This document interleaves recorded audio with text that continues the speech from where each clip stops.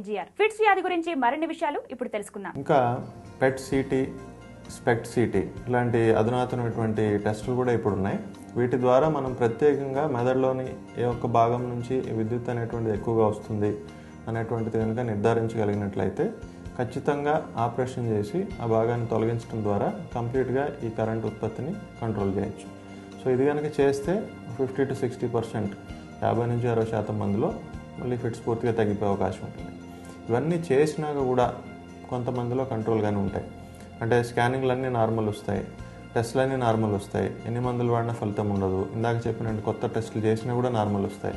ఇటువంటి వారు ఒక 5% మంది ఉంటారు.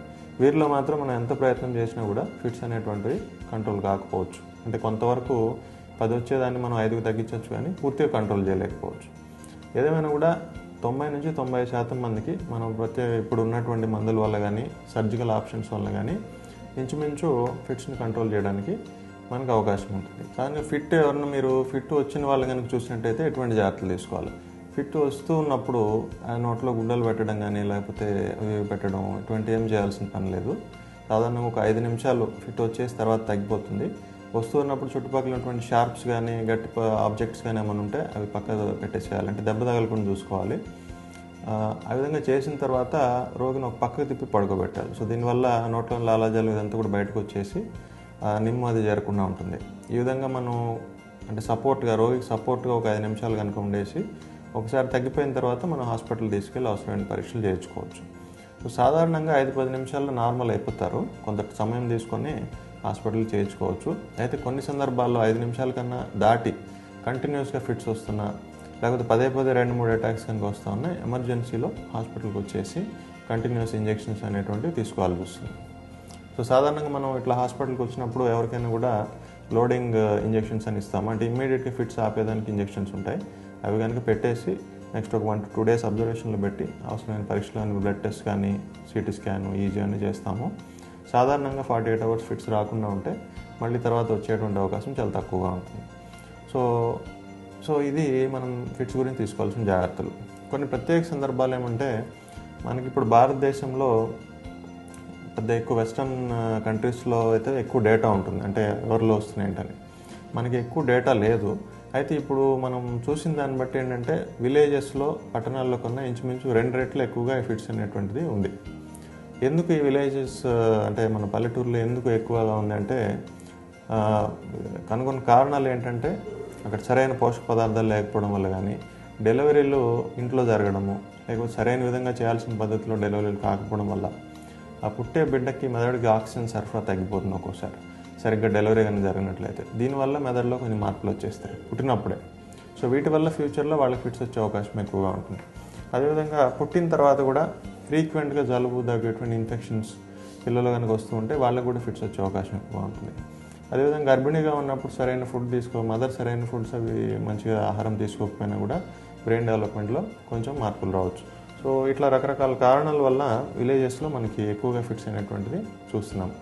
సో అక్కడ మనం కనుక ఫెసిలిటీస్ ఇంప్రూవ్ చేసి డెలివరీ టైంలో సరైన జాగ్రత్తగా తీసుకున్నట్టయితే చాలా మటుకు చిన్నపిల్లల్లో ఫిట్స్ వచ్చే అవకాశాన్ని తగ్గించవచ్చు. అదేవిధంగా ఎవరైనా కూడా అమ్మాయిల్లో మరి ముఖ్యంగా ఈ ఫిట్స్ వ్యాధి ఉన్నప్పుడు కొన్ని ఇబ్బందులు ఎదురవుతుంటాయి. అంటే మ్యారేజ్ చేయాలన్నా, చేసిన తర్వాత వస్తే ఎట్లా, ఇటువంటి కొన్ని ప్రాబ్లమ్స్ ఉంటాయి. సో ఎవరికైనా కూడా అమ్మాయిల్లో కనుక ఇటువంటి ఫిట్స్ ఉన్నట్లయితే ఖచ్చితంగా వాళ్ళు ఒకసారి కానీ మ్యారేజ్ కనుక అయినట్లయితే ఈ రొటీన్గా వాడే ఫిట్స్ మందులతో పాటు ఈ ఫోలేట్ అనే ట్యాబ్లెట్స్ ఉంటాయి. సో ఇవి కూడా ఖచ్చితంగా తీసుకోవాలి.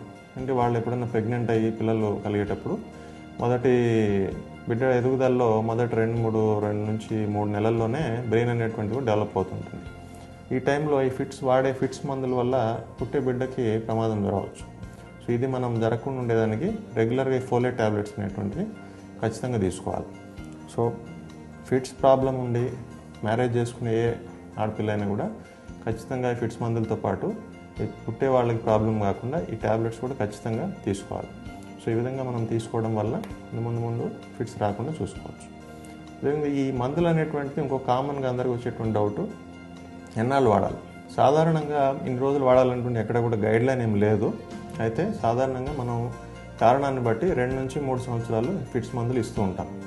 అయితే కొన్ని జన్యుపరమైన కారణాల వల్ల వచ్చేటువంటి ఫిట్స్లో లైఫ్ లాంగ్ కూడా ఫిట్స్ మందులు వాడాల్సిన అవసరం ఉంటుంది.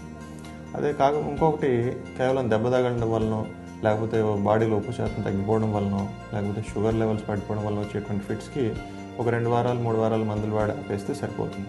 సో కారణాన్ని బట్టి ఎన్నాళ్ళు వాడాలనేటువంటిది నిర్ధారించడం జరుగుతుంది. కానీ చాలా సందర్భాల్లో 2 నుంచి 3 సంవత్సరాల వరకు ఫిట్స్ మెడిసిన్స్ వాడుకోవాల్సిన అవసరం ఉంటుంది.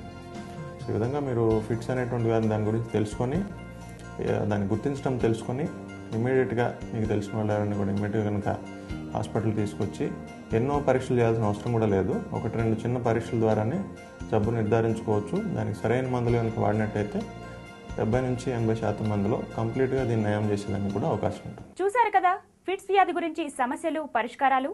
ఇప్పుడు డాక్టర్ HGR లో మరో చిన్న బ్రేక్ తీసుకుందాం.